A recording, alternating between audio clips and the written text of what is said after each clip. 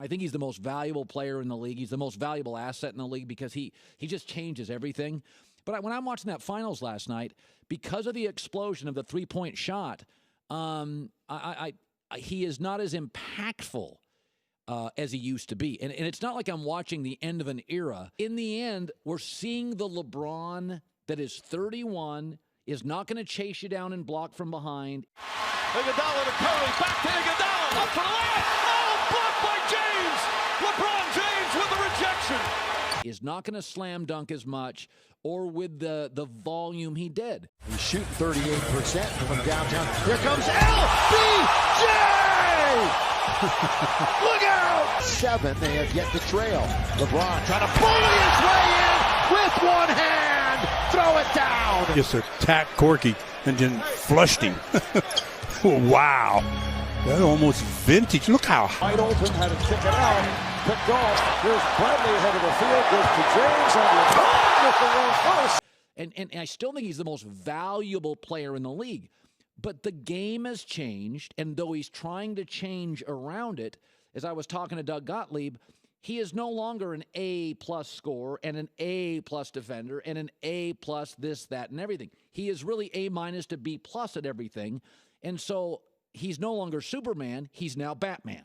So Rob, how big of a factor do you think Hollywood was in LBJ's decision to come to the Lakers? You see this guy? I see him over there trying to tee you up. Stay focused. It played 100%. Thank you. And LeBron James coming here. Thank you. LeBron James, Los Angeles, is out of the championship business.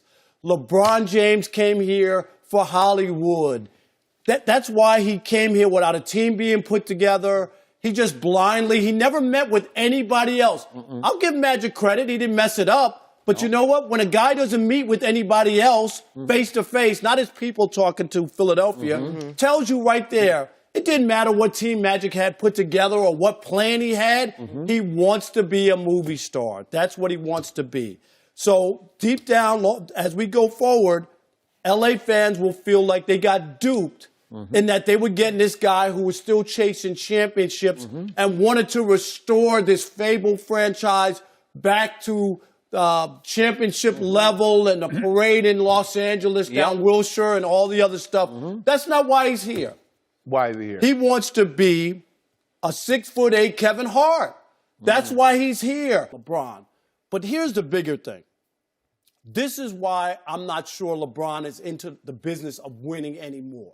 LeBron James really wanted to be in L.A., period, no matter what. I've never seen LeBron make a commitment to a team without it being stacked ahead of time. Agreed. And that he knows what is going to be there. It's nice to sit there and say, I believe in Magic and whatever, but this organization has had some issues with getting players here. Kobe Bryant, with cap space, could not get anybody to play here.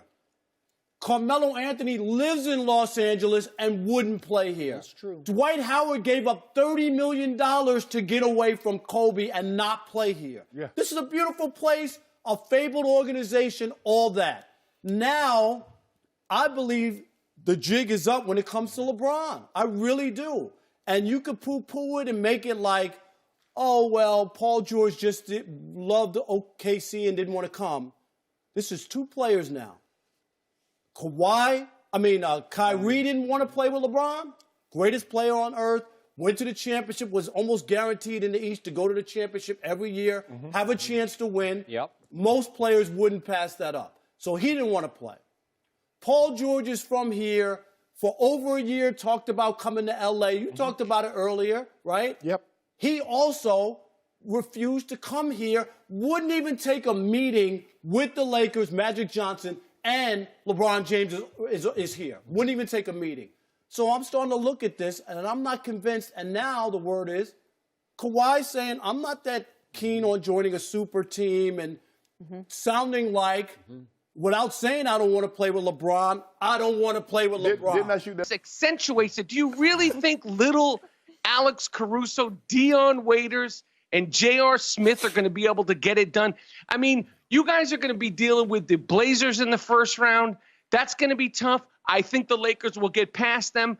But I don't even think the Los Angeles Lakers are going to get to the finals. You got Denver, you got Houston, and God forbid you actually do get to the finals. We all saw that the Toronto Raptors have that Canadian secret sauce, which is to just throw double teams at the guy that LeBron James, he's just please stay healthy.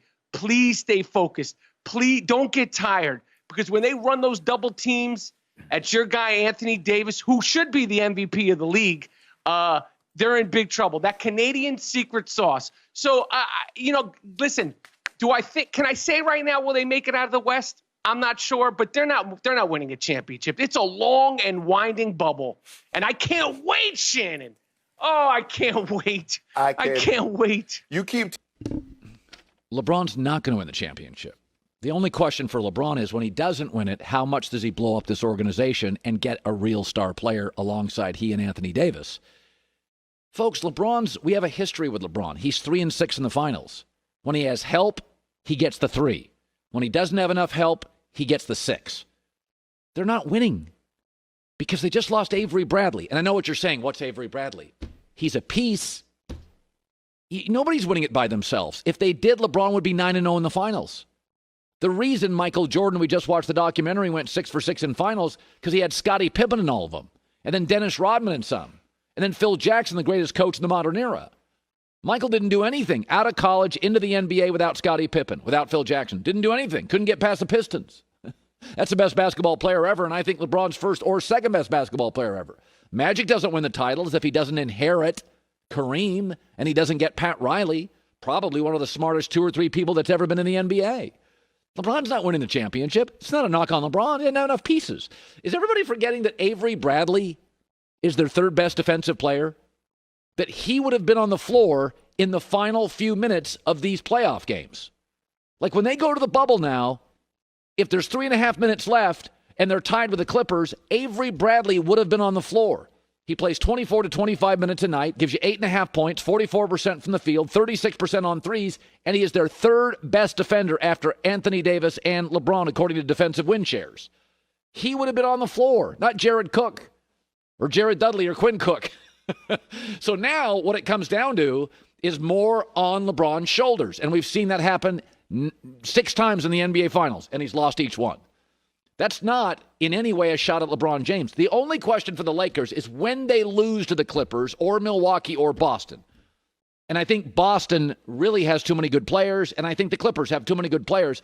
Then what does LeBron do next? But right now, without Avery Bradley, who would be on the floor late in games, a two-way player, a defendable veteran, high IQ, this is LeBron's kind of guy. And that's why he's playing for the Lakers. It's LeBron's kind of guy. They had all the young guys. They move out. He gets Avery Bradley. It's not a coincidence. They started moving older veteran players in. Danny Green, LeBron wanted him. He was on the market. Avery Bradley, LeBron wanted him. He was on the market. Why? Veteran players, high IQ, get the game, play both ways. And Avery's gone. So now the rotation, the Lakers' playoff hopes are down to LeBron, AD, Danny Green, and cross your fingers. That's not a championship winning formula.